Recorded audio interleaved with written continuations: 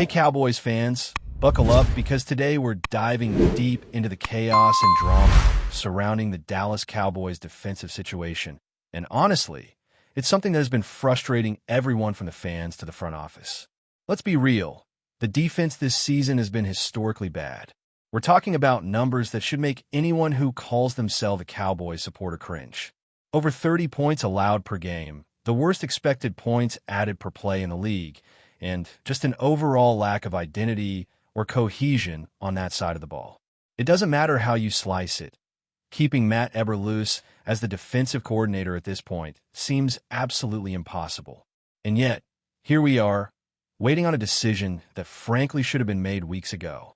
The Cowboys have publicly committed to a process, citing exit interviews and evaluations that are supposed to take 10 to 12 days.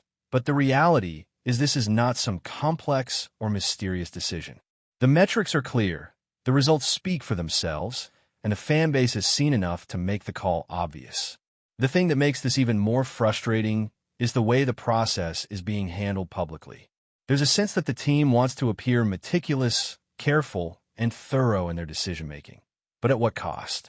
Every day that passes without action feels like a mockery of accountability. It's not like the issues with the defense emerged out of nowhere. The struggles have been ongoing all season, from missed assignments to poor coverage and an inability to stop the run. The front office, the coaching staff, and the players all know that change is necessary, yet the drawn-out timeline makes it feel like spectacle over substance. Other teams in the league have made hard decisions in mere hours, cutting ties and moving forward without all the theatrics. The Falcons, for example, handled similar situations in a fraction of the time, which begs the question, why are the Cowboys so hesitant? Looking at the numbers, there's just no defending this defense. Historically, the franchise has had its share of ups and downs, but this is easily the worst season defensively in the history of the team if you ignore that very first team back in 1960. The failures are comprehensive. The pass rush has been ineffective, the secondary consistently exposed, and the linebackers seem to be chasing ghosts rather than reading plays. There's no cohesion, no pressure, and no way to justify retaining the coordinator responsible for putting this together. Fans have been vocal, analysts have been vocal, and the players themselves have likely expressed frustration behind closed doors. At some point, words need to be backed by action, and in this case, action is letting Eberflus go. The conversation around this decision isn't just about firing a single coach. The organization wants to claim it's about process, gathering feedback, and evaluating all angles. There's some merit to that in theory, but in practice, it's delaying something that is already obvious. When the team allows more than 30 points per game and fails to compete consistently in any aspect of defense, the only responsible action is a change at the top of that unit. Brian Schottenheimer has talked about the importance of exit interviews and slowing down to ask the right questions, which makes sense when you're making nuanced decisions. But this isn't nuanced. This is a textbook example of a season gone wrong and a coaching role failing completely. The players can provide insight, sure, but it's hard to imagine any exit interview altering the reality that this defense has been historically poor and in desperate need of a new voice. The players deserve better, the organization deserves better, and fans certainly deserve better. Then there's the timeline itself, which has become another point of contention. 10 to 12 days to decide on a coordinator in today's NFL feels like an eternity. The process has been publicly broken down into exit interviews for players, interviews with the coaches, and then a final evaluation before a decision is made. On paper, it sounds thorough. In reality, it's overkill for a situation that has been apparent to everyone paying attention.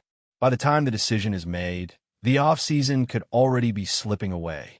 The point of these processes should be to improve the team quickly, not to create unnecessary suspense or fill media cycles with speculation. The focus should be on making a decisive move that sets the stage for improvement next season, not prolonging a decision simply for the sake of appearances. And let's not ignore the broader context. The Cowboys have had defensive struggles for years. This isn't just about one season or one coach. There's a systemic problem that needs to be addressed at multiple levels.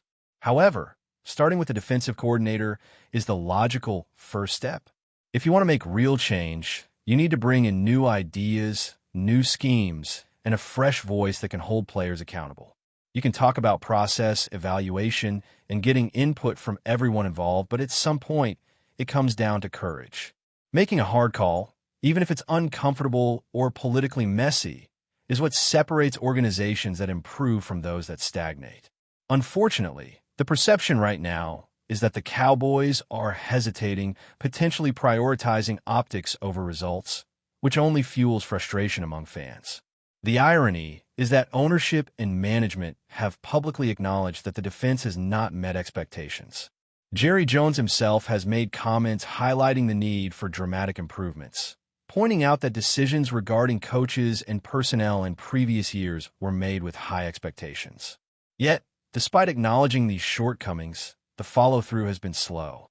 There's a fine line between due diligence and unnecessary delay, and right now, it feels like the Cowboys are leaning far too much into the latter.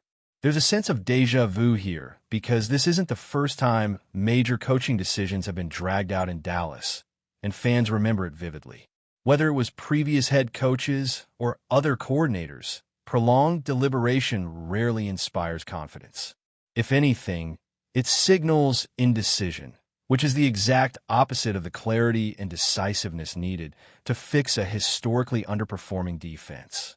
All the while, the rest of the league is moving quickly, evaluating candidates, making hires, and setting their teams up for the offseason with clear plans. The Cowboys, however, seem to be content with a drawn-out timeline that doesn't reflect the urgency of the situation. Players, coaches, and fans alike are left in limbo, and the pressure mounts. At the end of the day, football is results-driven, and there's no hiding from the fact that this defense has underperformed across the board. Schemes have failed, execution has failed, and accountability has failed. The solution is straightforward: a new defensive coordinator who can reset the culture, install a coherent plan, and get the team moving in the right direction before the offseason slips away entirely. Anything less would be a missed opportunity to finally address one of the Cowboys' most glaring problems. As we look ahead, the question on everyone's mind is, who steps in to take over the defensive reins and finally start turning this unit around? The Cowboys cannot afford to waste any more time with indecision, because the offseason is a brief window, and every day counts when it comes to planning, scouting, and hiring the right voice to lead this team. There are names circulating in discussions, coaches with experience, schemers who have proven themselves capable of revitalizing struggling units. But what matters most is fit. It's not just about experience or past accolades. It's about understanding the unique challenges of this roster, knowing how to maximize the talent available, and instilling a mentality that can change the culture from the inside out. The new defensive coordinator has to come in and immediately set a tone of accountability, discipline, and smart football, because the deficiencies this season were not the result of bad luck. They were the result of poor preparation, poor strategy, and a lack of adjustments when things went wrong.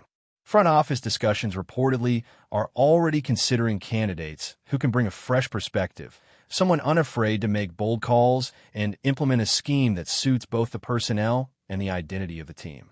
This is crucial because the Cowboys' defense has historically struggled to balance aggression with discipline, often leaving themselves exposed to big plays. The new coordinator must understand the nuances of this roster and design a system that can create pressure without sacrificing coverage, force turnovers without giving up easy points, and foster communication and trust among the players. It's a delicate balance, and choosing the right leader could define the trajectory of the team for years to come. The margin for error is small, and the expectations are high because the fan base will demand instant improvement, or at least the promise of a clear direction, after the disaster that was this season. Meanwhile, there's a larger conversation about the timeline itself, which has become almost as contentious as the decision to fire or retain the current coordinator. The organization insists that going through exit interviews, staff evaluations, and player feedback is a necessary step in the process. But many fans see this as a distraction, delaying what everyone already knows needs to happen. The reality is that in-season performance has made the decision obvious. This is not a philosophical debate or a matter of style. It's about results.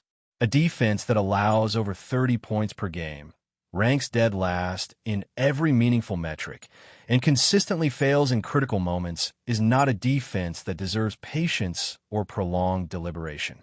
Every day that passes without action is a day the Cowboys fall further behind teams that are already planning and executing for the next season. The Cowboys' defensive struggles are compounded by a lack of continuity and a revolving door of coaching philosophies over recent years. Players have had to adapt to multiple schemes and mindsets, which makes consistency nearly impossible. A strong coordinator would not only implement a successful scheme, but also bring stability, teachable systems, and a culture that rewards preparation and execution. That means the front office must prioritize candidates who can lead through respect and authority, coaches who can inspire players to buy in fully and deliver on the field. This isn't about picking the most popular or headline-grabbing name. It's about selecting someone who can immediately turn chaos into order and start rebuilding the team's defensive identity from the ground up. The stakes could not be higher because the Cowboys' reputation as a franchise that competes for championships depends on having a competent and reliable defense, not just a high-powered offense. There's also an important factor regarding communication between the front office, ownership, and the coaching staff. Jerry Jones has emphasized in the past that evaluating performance and understanding the broader context is key, and he is technically right. This isn't just one person's failure. The roster composition, injuries, personnel decisions, and previous coaching hires all contribute to the current state of the defense. But even with all those factors considered, the solution starts at the coordinator level. Leadership, adjustments, and accountability begin with the head of that unit. You can debate the nuances of why things went wrong for weeks, but a bold, decisive hire is the fastest path to reversing a disastrous trend. Delay only prolongs uncertainty and undermines the confidence of players, fans, and the organization itself. The new coordinator must be empowered to make tough calls, bench underperforming players if necessary, and implement schemes that force the team to execute at a higher standard. Anything less is a Band-Aid on a gaping wound. Looking ahead to the offseason, the opportunities to improve are significant if the right steps are taken. Bringing in a new coordinator early allows for a full off-season program with clear messaging, conditioning, and installation of a new scheme. Draft strategy, free agency moves, and player development can all align more effectively when there is clarity at the top of the defensive staff. Waiting for 10 or 12 days, as currently reported, risks compressing that timeline and limiting the ability to prepare properly for the next season. Time is the most valuable resource in the NFL offseason, and the Cowboys cannot afford to squander it, especially when the decision is as straightforward as this. The sooner the front office acts, the sooner they can begin assembling a staff that matches the vision for the team and addresses weaknesses on the defensive side that has been embarrassingly poor. But before we continue, don't forget to subscribe to our channel and give this video a like. Your support helps us keep bringing you the latest updates on the Dallas Cowboys. Feel free to share your thoughts on the news in the comments as well. What began as an apparently routine media appearance has quickly turned into one of the most talked about storylines around the league. Behind closed doors and now, allegedly, in more public tones, the Giants' head coach is believed to have delivered a remarkably blunt assessment of the Cowboys, one that insiders say reflects far more than simple rivalry banter. According to people close to the situation, the coach questioned the Cowboys' identity, preparation, and even their consistency, suggesting that the reputation surrounding the team may be larger than what they regularly show on the field. While no official transcript confirms the full extent of the remarks, the tone alone has fueled speculation that frustration has been building for some time. The Giants staff reportedly feels that the Cowboys benefit from constant national attention and narratives that do not always align with internal evaluations made by opposing teams. The coach is rumored to have implied that the Cowboys rely heavily on past prestige and market power, rather than sustained execution, a comment that struck a nerve among league observers. Within NFL circles, such comments are rarely accidental. Some believe this was a calculated move designed to shift pressure, stir emotion, or even test how the Cowboys respond when their credibility is openly challenged. Others interpret it as a sign of confidence, suggesting the Giants see vulnerabilities that have yet to be fully exposed. Either way, the declaration has added an edge to an already intense rivalry, giving players and fans plenty to dissect. The Cowboys camp has publicly downplayed the noise, but privately, sources suggest the message was received loud and clear. Whether this exchange turns into motivation, distraction, or simply another chapter in a historic feud remains uncertain. What is clear is that words alone have been enough to ignite debate, sharpen narratives, and remind everyone that in this rivalry, even speculation can feel like a direct hit. That's it for this update. If you enjoyed the video and want to keep receiving exclusive news about the Dallas Cowboys, please subscribe to our channel and give this video a like. We always look forward to your comments and opinions. See you in the next video.